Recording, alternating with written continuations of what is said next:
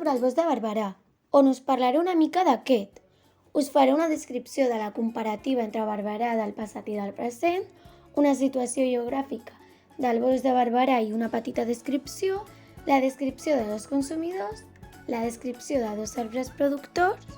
una fotografia i descripció de la sortida, una cadena tròfica que es pugui trobar al bosc de Barberà